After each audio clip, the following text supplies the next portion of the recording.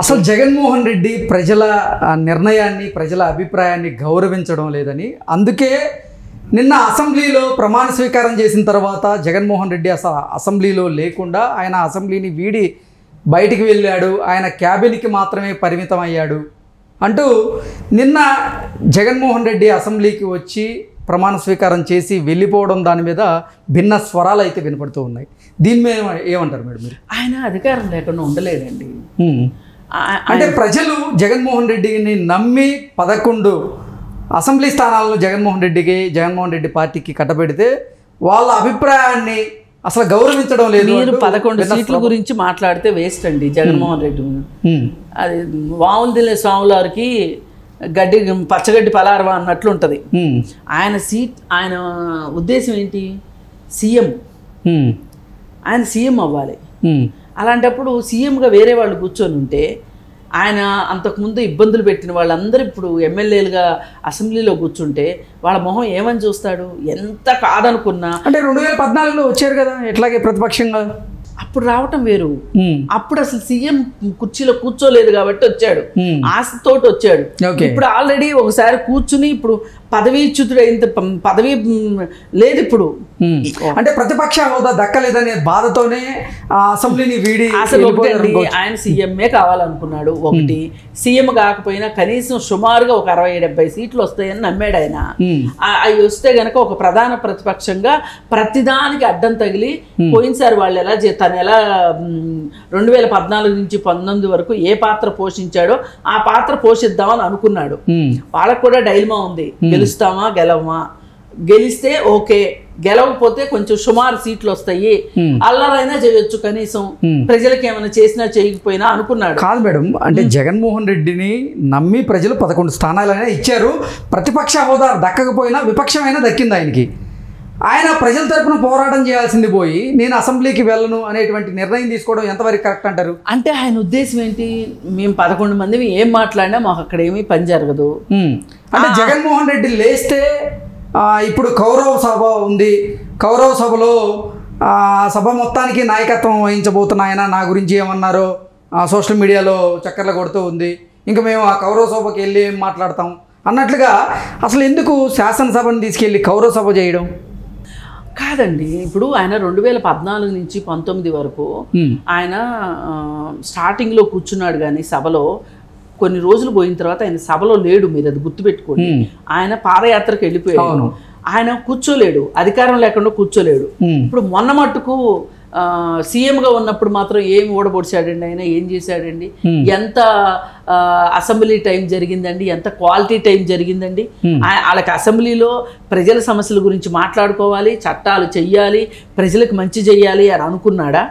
CM కుర్చీలో కూర్చున్నప్పుడు మట్టుకు పోయినసారి ఎంత వెకిలి మాటలు, వెకిలి నవ్వులు, సాక్షాత్తు ఒక ఆకు రౌడీని తీసుకొచ్చి స్పీకర్గా కూర్చోబెట్టాడు. ఆ ఆకు రౌడీ వెకిలి నవ్వులు, మాయల పక్కి నవ్వులు నవ్వుతూ అక్కడ కూర్చున్నాడు.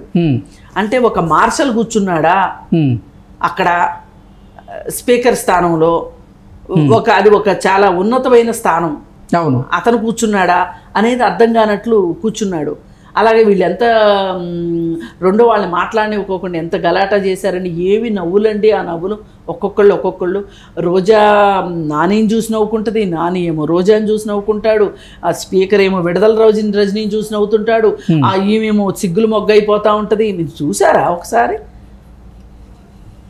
అసలు ఏమి అది అసెంబ్లీయేనా? అది అసలు ఏం చేశారు చెప్పండి? అవుట్పుట్స్ ఏంటి చెప్పండి?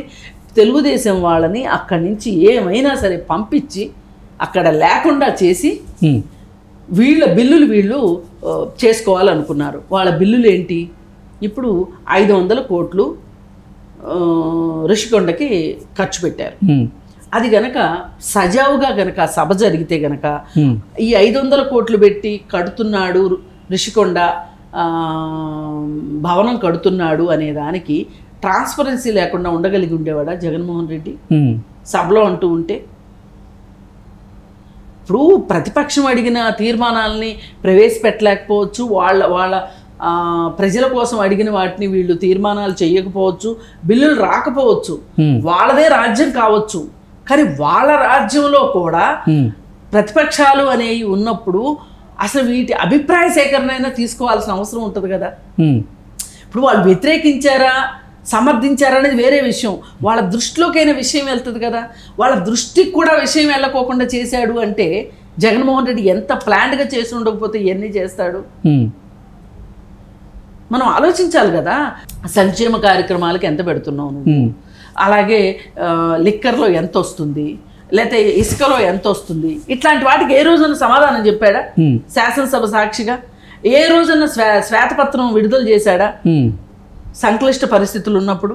ఏం చేశాడని, ఎందుకు చేసే ఉద్దేశం అతనికి లేదు. అందుకే చంద్రబాబు నాయుడు అండ్ కో ఆ సభలో ఉండటం ఇష్టం లేదు. వీళ్ళు ఏం చేస్తున్నారో వాళ్ళకి తెలియకూడదు. ఓకే, అందుకే వాళ్ళని తెలివిగా పర్పస్ఫుల్గానే వాళ్ళని బయటికి పంపించాడు.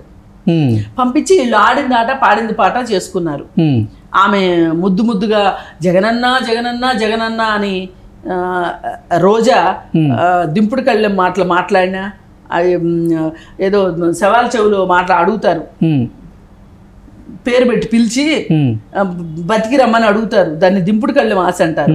ఆ విధంగా ఆయన ఏదో బాగా మొద్దు నిద్రపోతుంటే ఈవిడ ఇలా ముందుకు వంగి జగనన్నా జగనన్నా జగనన్నా అంటాం చూసారుగా.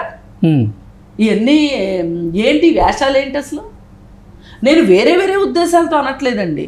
అసలు మీరు అదేదో ఒక చిటీపాట్ లాగానో లేకపోతే ఒక సర్కస్ లాగానో కొడాలి నాని క్యాష్నో నిర్వహించినట్టుగాను, లేకపోతే మనోడున్నాడు నెల్లూరు అనిల్ యాదవ్